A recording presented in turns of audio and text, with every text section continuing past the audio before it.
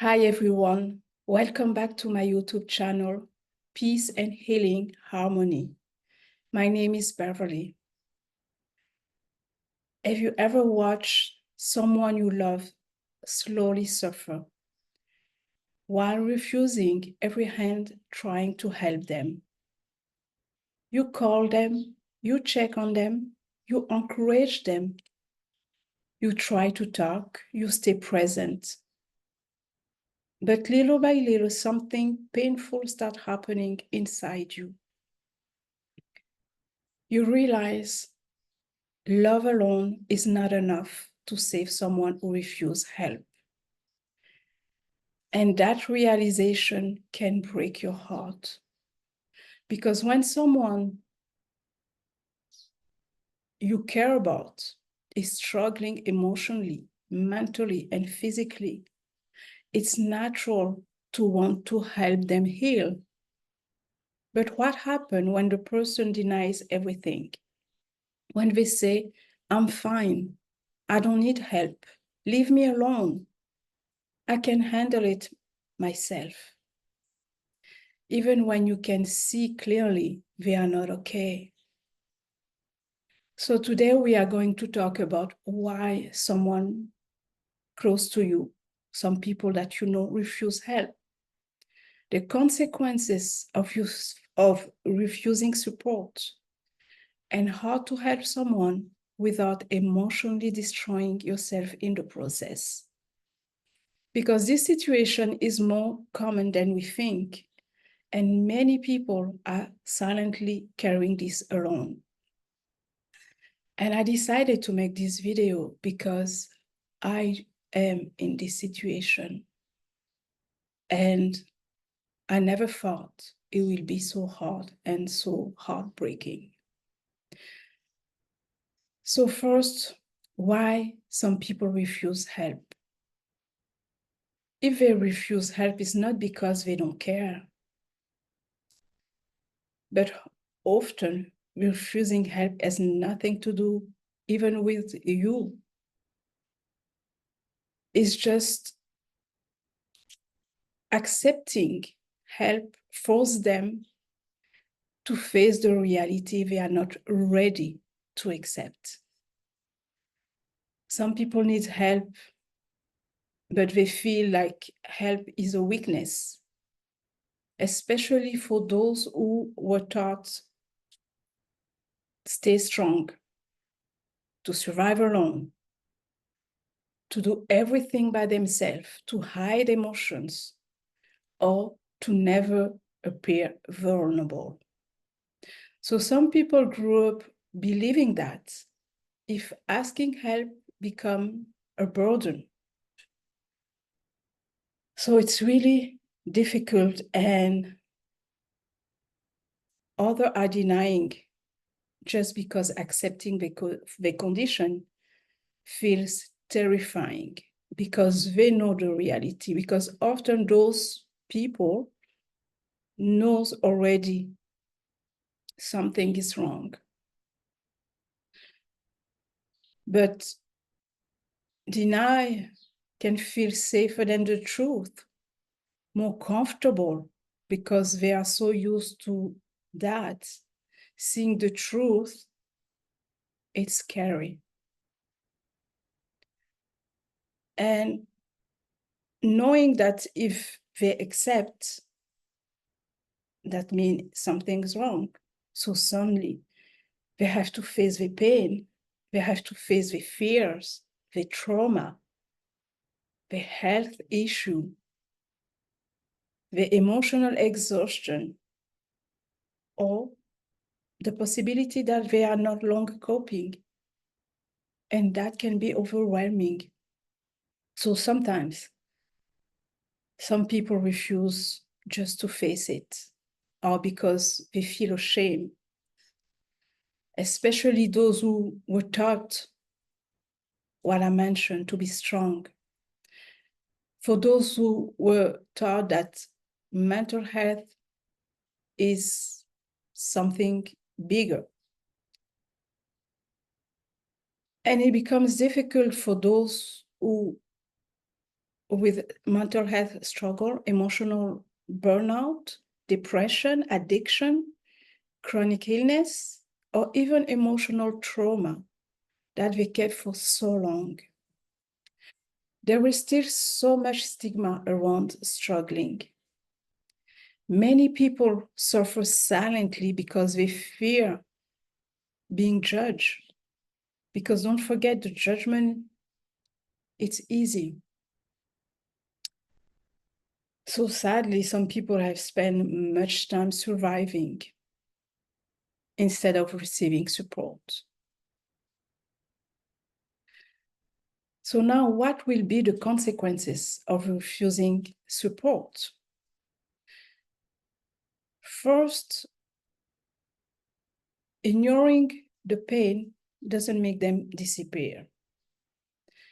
Ignoring that something is wrong doesn't mean it's going to disappear. And people are actually trying to cope with other substances. Could be alcohol, it could be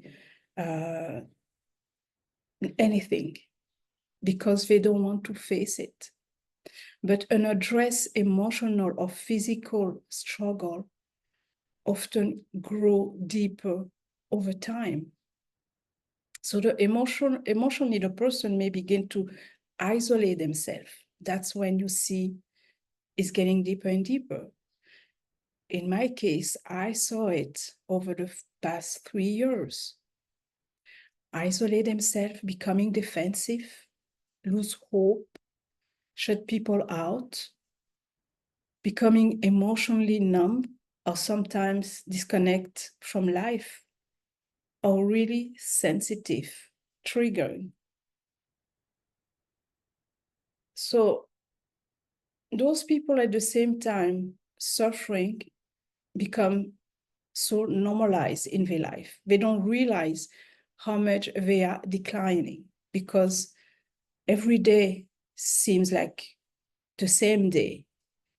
But physically, stress and emotional overload can be affecting the body.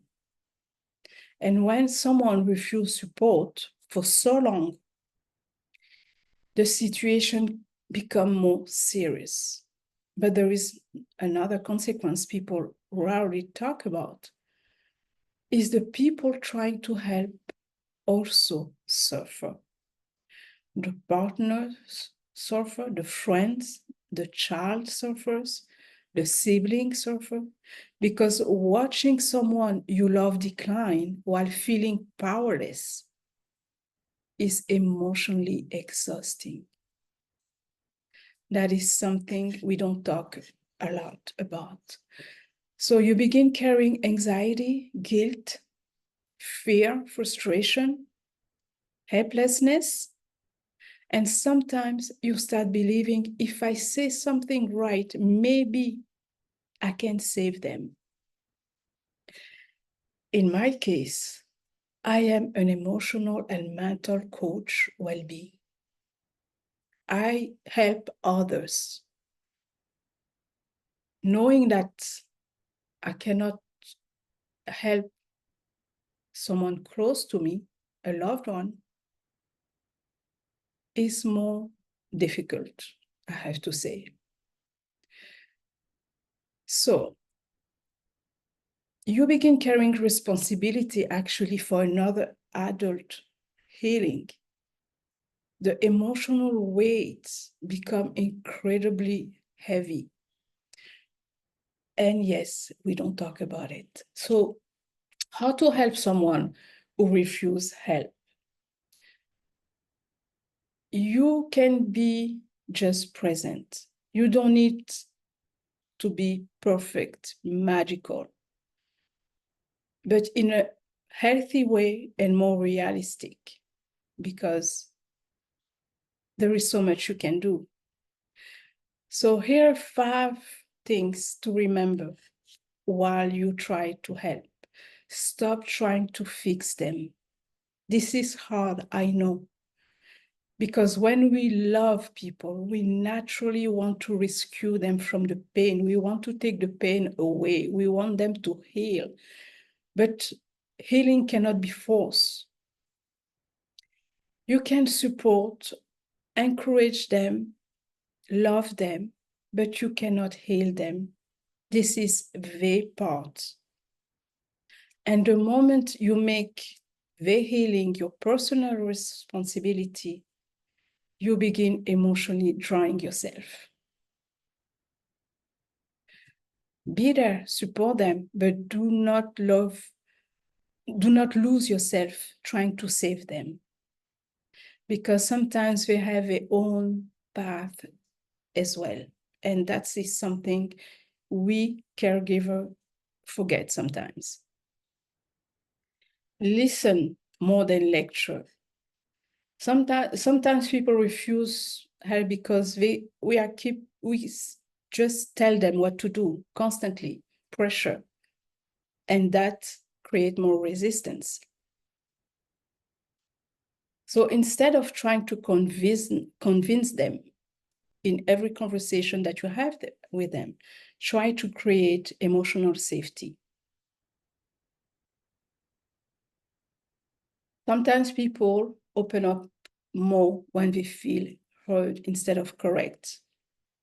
Instead of saying you need help, something is wrong, try, I've noticed, you've been struggling lately, or I'm worried about you, or you don't have to carry it alone. Compassion opens the doors. But I have to say, this method doesn't work all the time. It doesn't. You can try, but it doesn't all the time, okay?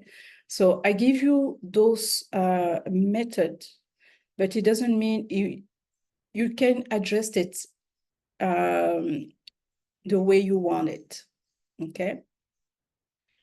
Encourage some small step instead of trying to do something that will overwhelm the person.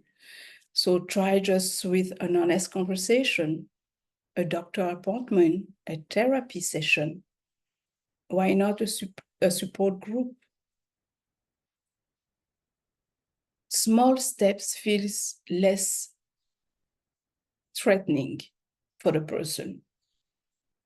It's really step by step, and healing actually begin with the small steps. So in a safe environment.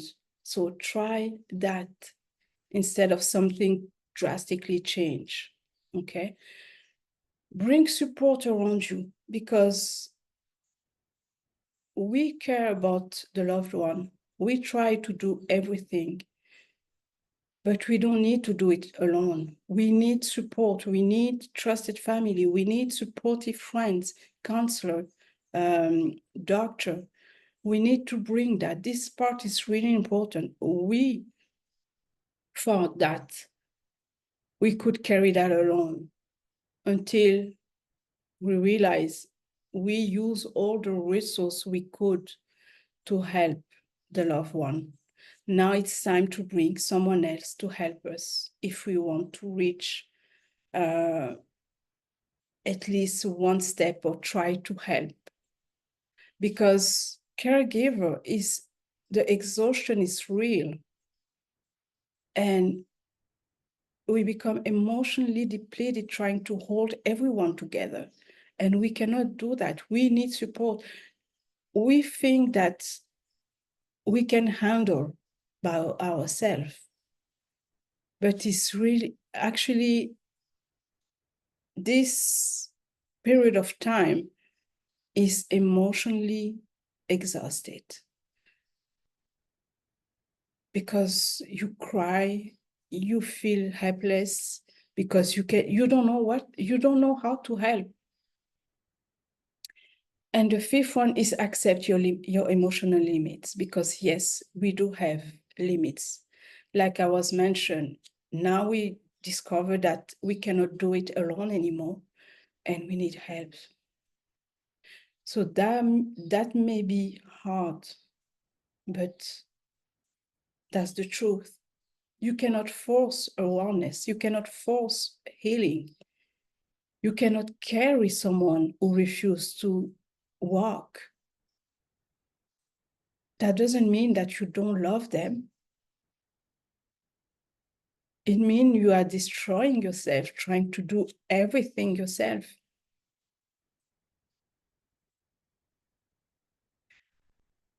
And you are destroying yourself, trying to do everything that they only can do themselves. So sometimes loving someone also means accepting your limits. If you are currently watching someone you love suffer while refusing help, I want you to know your pain matters too. Your exhaustion matters too. And it's okay to admit that the situation hurts, the situation is hard, and it's really to realize that you need your own healing, that you cannot do what the other person has to do it himself because you are not that person. So yes, you can continue to care while protecting your own emotional well-being.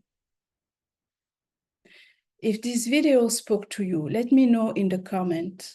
Like the video, share if you know someone who is struggling in this situation. I know it's really difficult. I'm going through that myself. And seeing the person declining, her health declining, and not be able to do anything, there will be time for you to ask for help. Counselor, doctor, family member, friends, because you cannot carry that alone. Thank you for watching, and don't hesitate to comment below this video if you have questions, if you want more information. I do my best to give you an answer or to guide you as I'm going through myself this situation. Thank you so much. Take care of yourself.